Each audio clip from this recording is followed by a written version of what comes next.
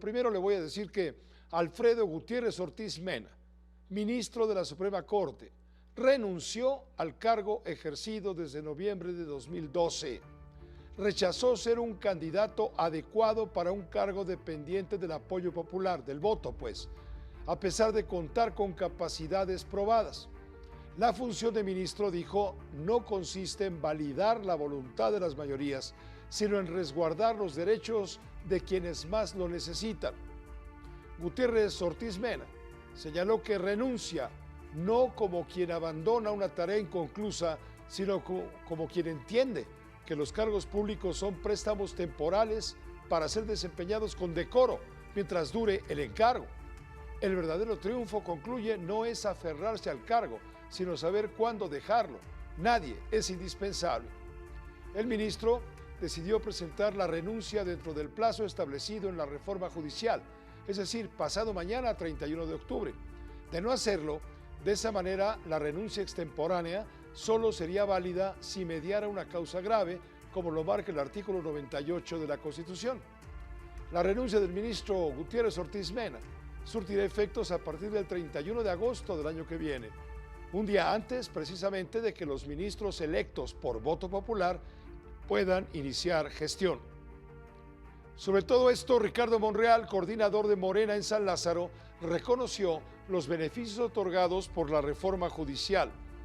Concede a los ministros la posibilidad de renunciar al cargo como condición para conservar los haberes de retiro y al mismo tiempo declinar su participación en la elección de juzgadores el próximo año. Esto ocurre después del trascendido de ayer, donde se adelantaba la renuncia de 7 ministros a partir de agosto de 2025 a cambio de mantener prestaciones de ley que consisten en el 80% del salario mensual vitalicio y otras prerrogativas como el pago de aguinaldo, prima vacacional, seguros de vida y gastos médicos mayores y el servicio de 3 asistentes. Sin embargo, Ricardo Monreal advirtió que el Senado podría no aceptar las renuncias de los 7 ministros de la Corte para anularles el derecho a los haberes de retiro.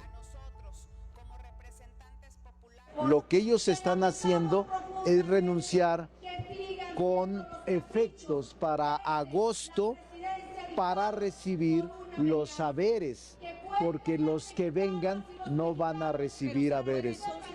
Los haberes son la seguridad, los vehículos, las secretarias, los bienes muebles que les proporciona la Corte como secretarios, como auxiliares, como asesores que duran toda la vida con ellos después de retirarse, y recursos, gasolina, servicios médicos, todo eso son haberes de retiro.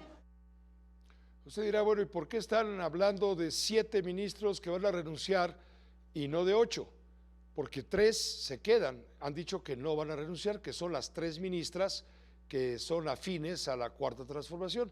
¿Por qué 7 y no 8? Porque hay un octavo, que es el ministro Luis María Aguilar, quien termina su gestión como ministro, de acuerdo con la ley, a finales del mes de noviembre próximo. Entonces él ya no entra en este asunto de los haberes. A él sí le va a corresponder esos famosos haberes de por vida, como lo establece la ley. Bueno, aclarado el punto, le digo que la ministra en retiro y diputada de Morena, Olga Sánchez Cordero, se dijo respetuosa de quienes no busquen participar en el proceso electivo del Poder Judicial.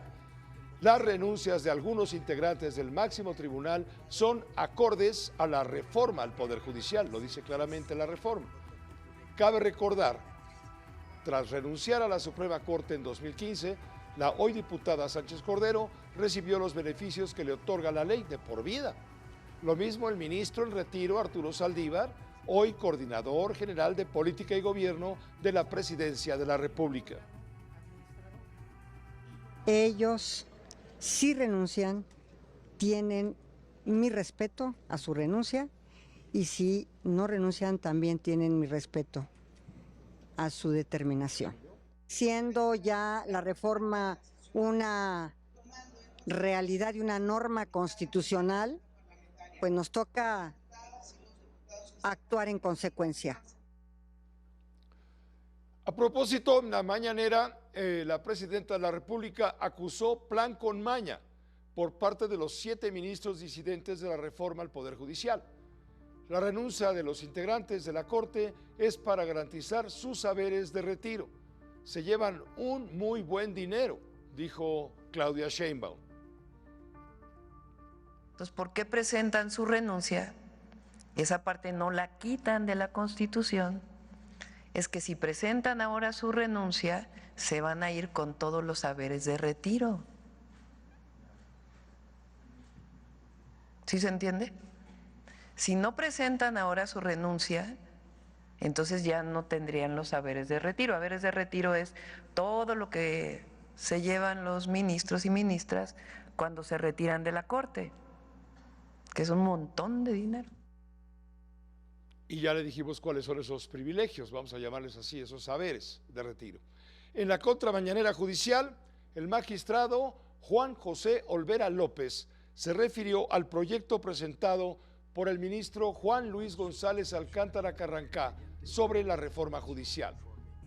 Propone declarar una invalidez parcial de la reforma, invalidar la elección por voto popular de jueces y magistrados, no de ministros.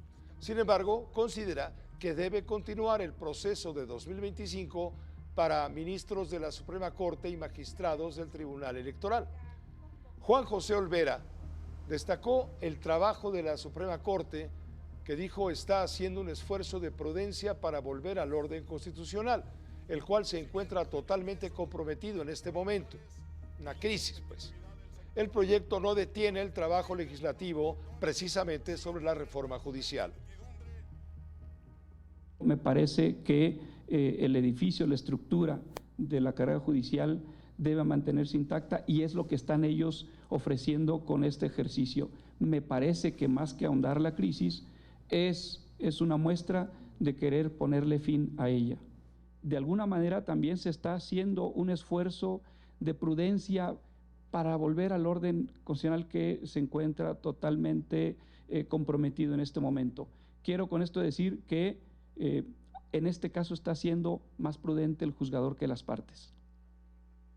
El presidente del Senado, de la mesa directiva, Gerardo Fernández Noroña, dijo que la renuncia del ministro Alfredo Gutiérrez Ortiz Mena, que circula en redes sociales, no ha llegado precisamente a la Cámara Alta, al Senado. La oficialía de partes no la ha recibido. Ya está en redes la renuncia del ministro, ¿quién es el que ya? De Ortiz Mena. Pero aquí no ha llegado. No sé si es apócrifa o anda virtual y se materializará en algún momento, pero aquí no ha llegado nada, ni por oficialidad de partes ni de ninguna manera. Y dijo que abre la posibilidad de no aceptar esas renuncias. Ese es privilegio del Senado en un momento dado. Pero en fin, hace unos minutos se dio la segunda renuncia de un ministro de la Corte. Se trata de la renuncia del ministro Jorge Mario Pardo Rebolledo. También declinó participar en el proceso de elección por voto popular. En la carta de renuncia destaca Pardo Rebolledo la dignidad constitucional y el compromiso que lo caracteriza. Con uno, la doctora María Amparo Casar, por supuesto muy atenta a todo este asunto del Poder Judicial que nos está orillando, a decir de los expertos, a una crisis constitucional, salvo la mejor opinión de la doctora Casar en su juicio. María Amparo, bienvenida, como todos los martes. Muy buenas noches, Pepe, con un tema interesantísimo, pues que tiene a la República en vilo. Mi primer comentario, Pepe, es que a veces las crisis son buenas, o de las crisis puede salir algo positivo.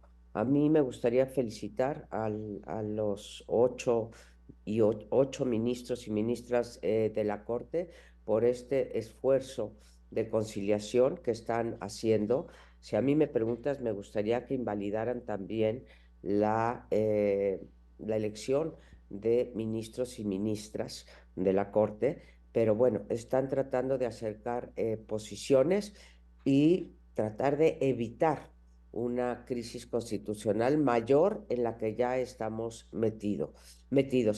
¿Y con qué se topa el proyecto de invalidación parcial de la reforma. Te voy a interrumpir, María Amparo, Sí, para preguntarte, ¿a qué te refieres cuando aseguras, igual que aquí, pero en fin, tú tienes más información en este momento, cuando dices, ya es que estamos en una crisis constitucional? Esto es gravísimo. Claro que es gravísimo, Pepe, y aquí lo importante es, ¿por qué estamos en una crisis constitucional? Porque hay un choque entre el poder legislativo y ejecutivo por una parte y el poder judicial. Creo que la razón le asiste a el Poder Judicial, a la Suprema Corte de Justicia en particular, de aceptar una serie de amparos, acciones de inconstitucionalidad, etcétera, con respecto a la Constitución. El fondo del asunto, Pepe, es que hay algunas cláusulas de la Constitución que no se pueden tocar, salvo que se llame a un Congreso Constituyente expresamente para elaborar una nueva Constitución. Pero el Poder Legislativo no es todopoderoso para hacer lo que quiera, no puede ponerse en la Constitución, vamos a eliminar, por ejemplo, la propiedad privada, o vamos, como han dicho algunos juristas, introducir de nuevo la esclavitud en México. Eso no se puede, sería un sinsentido. El problema es si esta reforma constitucional, Pepe, está afectando una cosa fundamental o dos cosas fundamentales, que son los derechos humanos, por una parte, y por otra parte, el equilibrio de poderes.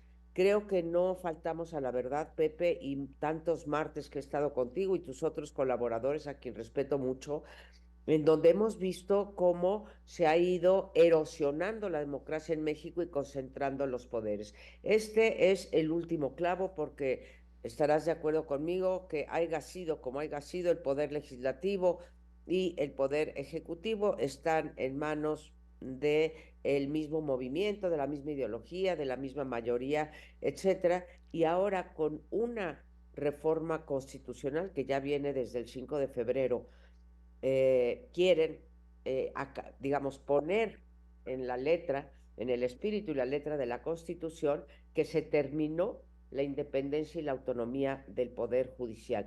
Me parece gravísimo. Eso ya es la crisis. Ahora, ¿por qué digo que viene una crisis todavía mayor? Si el martes que viene, que se revise el proyecto que está presentando el ministro y logra los 8 votos, ahí se abre como un árbol de decisiones. ¿Lo va a acatar el Poder Legislativo? Pues ya nos dijo Monreal que no.